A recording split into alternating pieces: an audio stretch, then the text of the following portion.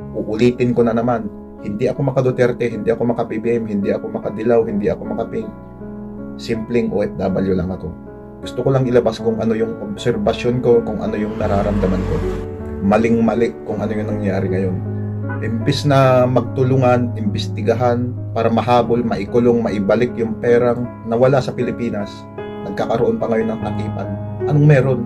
Bakit ganyan kayo? I'll never slow up, no I don't take shit. I got no love for the fakeness. If you wanna play tough and wanna hate this, I'll always show.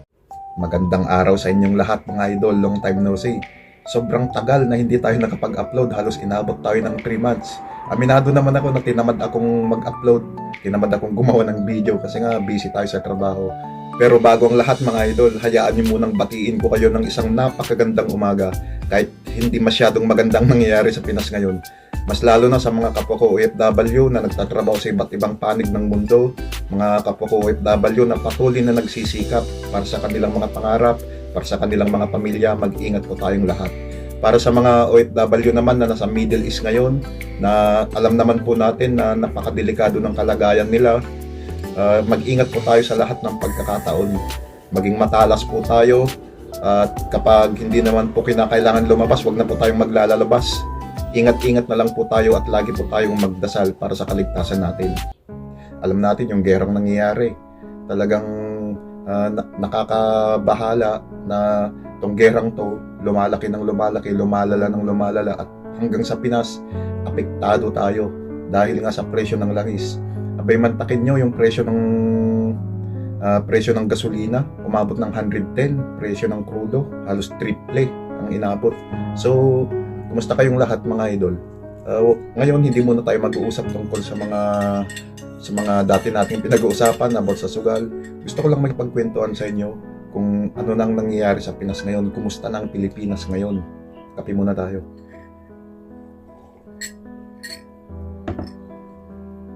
Isa sa dahilan yan kung bakit nawalan ako ng gana na gumawa ng video. Ako mga idol, hindi ako taong politiko. Hindi ako mahilig sa politika. Pero sa mga nangyayari ngayon, parang nakakawalang gana talaga. Mas lalo na kung anong ginagawa ng gobyerno natin ngayon. Disclaimer lang, lahat ng sasabihin ko sa video ito, sariling opinion ko lang. Uulitin ko, hindi ako taong politika, hindi ako maka-BBM, hindi ako maka-Duterte, wala lang. Isa lang akong simpleng OFW.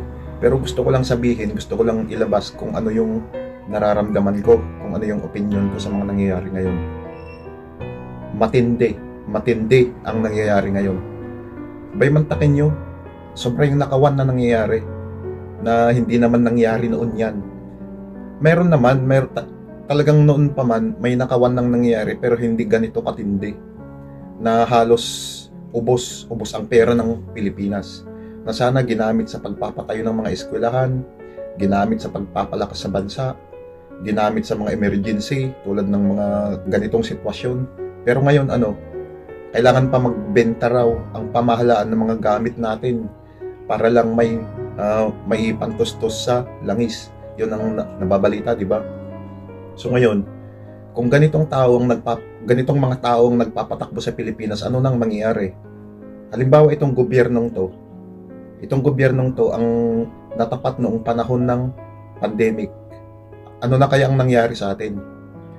Nung panahon ako, uulitin ko, hindi ako maka-BBM, hindi ako maka-Duterte, pero pinagkukumpara ko lang, ayon sa obserbasyon ko, pinagkukumpara ko lang kung ano yung nangyayari. Malayo sa mga aksyon na ginawa ni Duterte noon sa ngayon. Sa ngayon talagang matindi yung takipan na nangyayari. Kitang-kita naman natin yan. Ako simpleng OFW. Kahit yung mga tao sa Pinas, kitang-kita nila kung ano yung nangyayari. May mga taong gustong maglabas ng katotohanan. Kilala nyo naman kung sino-sino yung mga yun. Si Gutesa, yung 18 na Marines, marami pa. Pero lahat ng yun, wala pang investigasyon na nangyayari, nagkakaroon na ng, alam nyo na kung anong ginagawa nila. Para lang hindi masangkot yung mga dapat hindi masangkot. Kasi alam naman natin na sila mismo yung magkakakilala, magkakaibigan. So nagkakaroon ng, sabihin na nating takipan. Wala pa mang investigasyon na nangyayari, nahatulan na yung mga gustong lumabas na magtestigo. Yan ang sinasabi ng ibang mga senador. Hindi naman lahat ng senador sabihin na nating maka pro government, pero may mga senador na talagang maayos pa rin. Gusto ko lang ilabas tong nararamdaman ko kasi nga hindi na tama kung ano yung nangyayari. Uulitin ko, kung ganitong mga tao ang nagpapatakbo sa Pilipinas, ano na ang mangyayari sa Pilipinas sa mga susunod na taon. Nakakadismaya lang talaga kasi nga ang daming walang trabaho. Yung tungkol sa presyo ng gasolina, hindi natin maiwasan yan talaga. Talaga naman di natin maiwasan. Pero sana naman mayroon tayong mga plan A, plan B, plan C sa mga ganitong sitwasyon, nakahanda tayo. Bakit yung ibang mga bansa nagawa nilang maghanda sa ganitong mga sitwasyon? Tayo hindi, wala tayong kaplano-plano. Kailangan pa nating magbenta ng mga gamit ng pamahalaan para lang makakatch up sa kung ano man yung kulang natin ngayon. Tama ba yun? Kasi nga inuuna nila yung puro politika. Puro Sara Duterte, puro impeachment. Nakakadismaya, halos wala nang nagtatrabaho. Puro impeachment. Ay, anak kayo na. Mas maganda pa nga siguro magpalit na lang. Pagkatapos habulin lahat ng mga magnanakaw. Para yung mga ninakaw nila, ibalik sa gobyerno, gamitin sa maayos na paraan, hindi yung kanya-kanyang bulsa kayo, kanya-kanyang nakaw kayo, pagkatapos kayo pa yung nagtatakipan.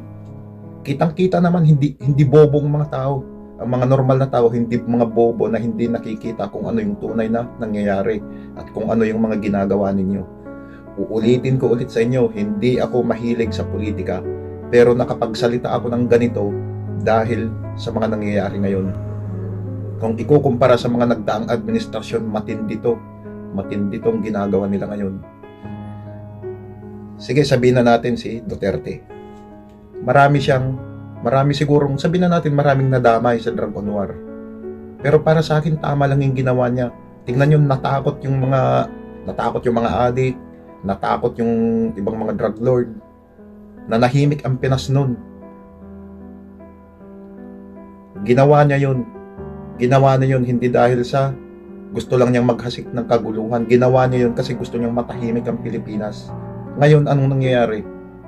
Balik na naman yung mga hinayupak. Balik na naman sila sa kanto. Nakatambay na naman sila doon mismo nagganuhan. Pagkatapos ito pa matindi. Bakit nyo pinipilit na gawing santo yung isang pusher?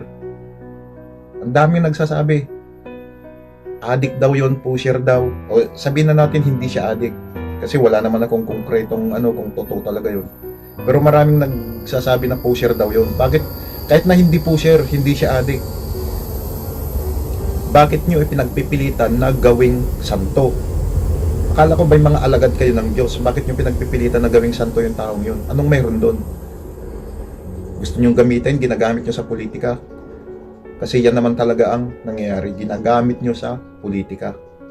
Kasi nga, yung taong yun, sabihin na natin naging biktima, nakakonekta kay Duterte. At ngayon, gusto nyong gamitin siya para mas lalong idiin at pasamain ang mga Duterte. Politika. At dahil sa politika, pati ang relihiyon nakikisali. Dapat labas kayo dyan. Hindi kayo dapat nakikisali dyan. Kung ako lang papipiliin talaga sa gobyerno nun, sa gobyerno ngayon, 100%, 200%, 500%, doon ako kay Duterte. Mantakin niyo yung mga ginawa niya. Pinigilan niya sa Marawi yung maaring pagkalat noon ng grupo ng ISIS. Sinong gumawa noon? Walang ibang nakagawa nun kundi si President Duterte lang dati. Uulitin ko na naman, hindi ako maka-Duterte, hindi ako maka-PBM, hindi ako maka-Dilaw, hindi ako maka-Pink. Simpleng OFW lang ako. Gusto ko lang ilabas kung ano yung obserbasyon ko, kung ano yung nararamdaman ko. Maling-mali kung ano yung nangyayari ngayon. Imbis na magtulungan, imbestigahan, para mahabol, maikulong, maibalik yung perang nawala sa Pilipinas, nagkakaroon pa ngayon ng takipan. Anong meron? Bakit ganyan kayo? Kayo ang dapat Kayo ang dapat na nagpapatakbo sa Pilipinas, kayo ang dapat na gumagawa ng paraan para malinis ang gobyerno. Pero bakit ganyan? Wala pang investigasyon na nangyayari, sinasabi nyo nang nagsisinungaling yung mga gustong tumistigo. Tama ba yun? Ginagago nyo ng harap-harapan yung mga tao. Pasensya na kayo pero ganun naman talaga ang nangyayari. Hindi tanga ang mga tao para hindi nila malaman kung ano talaga ang totoong nangyayari. Kahit ano pa ang sabihin nyo, tahimik lang ang mga mamamayang Pilipino pero alam na alam nila kung ano yung nangyayari, kung ano yung mga ginagawa ninyo. After 5 years, after 10 years, kung ganyang mga klase ng taong nagpapatakbo sa Pilipinas, ano nang mangyayari sa Pilipinas? Niwala tayong mga backup plan para sa mga nangyayari ngayon, sa mga emergency na tulad nito. Kasi nga, yung pera na dapat gagamitin sa Pilipinas, napunta sa bulsa ng mga politiko. Ganon katindi ngayon. Uulitin ko ulit, dati nang may nakawan na nangyari pero iba ngayon. Iba ngayon, trilyon. Pagkatapos, ang inaatupag nyo puro politika. Puro Sara Duterte, puro Duterte. Magtrabaho kayo. Pasensya na kayo pero gusto ko lang ilabas tong nararamdaman ko. Magtrabaho kayo. Hindi yung ganyan ang ginagawa ninyo. Kayo dapat ang nagpapatakbo, umaayos sa problema ng Pilipinas.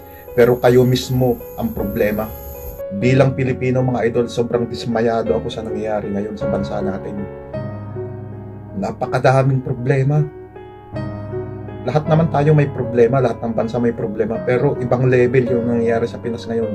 Mismong gobyerno natin, mismong yung mga taong nagpapatakbo sa Pilipinas ngayon ang gumagawa ng problema. Mantakin nyo yung laki ng perang nanakaw. Pagkatapos ngayon, may mga taong gustong tumistigo, may mga taong gustong tumulong, pero ginigipit. Imbis na imbestigahan yung sinasabi nila, agad-agad tinawag silang sinungaling. Ba't ganyan? Anong lahat kayo na ambunan, ganon? Pasensya na kayo Gusto ko lang ilabas tong nararamdaman ko. Nakakadismaya talaga. Kung sino man ang nakakapanood nito, magising na kayo sa katotohanan. Magising na kayo sa katotohanan na nagkakalokohan na lang tayo ngayon. Dapat ang gobyerno natin ang umaayos sa problema ng Pilipinas, hindi sila ang gumagawa. Kung sino man tong mga taong ito na nagpapatakbo sa Pilipinas ngayon, Diyos na lang ang bahala sa inyo. Maraming salamat sa panonood, mga idol.